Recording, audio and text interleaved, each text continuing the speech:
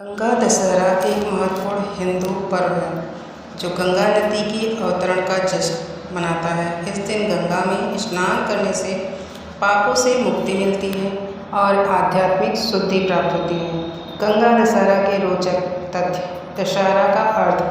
गंगा दशहरा का अर्थ है 10 पापों का नाश करना। ज्योतिष महत्व। यह पर्व श्रेष्ठ मास के शुक्ल पक्ष की 10वीं तिथि को आता है। स्नान का महत्व।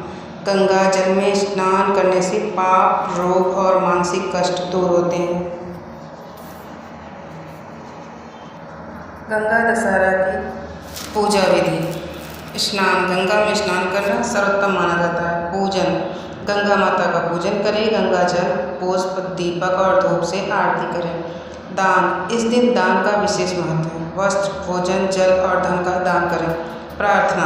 गंगा स्त्रोत या गंगा चालीसा का पाठ करें और माता गंगा से पाप मुक्ति और समृद्धि की प्रार्थना करें।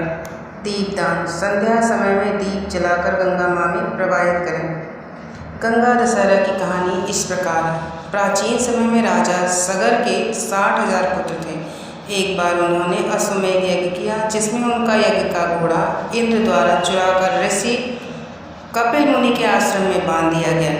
जब सगर के पुत्र घोड़े की खोज में वहां पहुंचे तो उन्होंने कपिल मुनि पर घोड़ा चुराने का आरोप लगाया। यह देखकर मुनि क्रोधित हो गए और अपनी तपस्या में विघ्न डालने के कारण सभी 60,000 पुत्रों को भस्म कर दिया। इससे उनकी आत्माएं पृथ्वी पर भटकने लगी। राजा सगर के वंशज भागीरथ ने अपने पूर्वजों की मुक्ति के लिए कठोर तप किया। उनकी तपस्या से प्रसन्न होकर भगवान ब्रह्मा ने गंगा को स्वर्ग से धरती पर आने की अनुमति दी, लेकिन गंगा की प्रचंड धारा से पृथ्वी के नष्ट होने का भय था।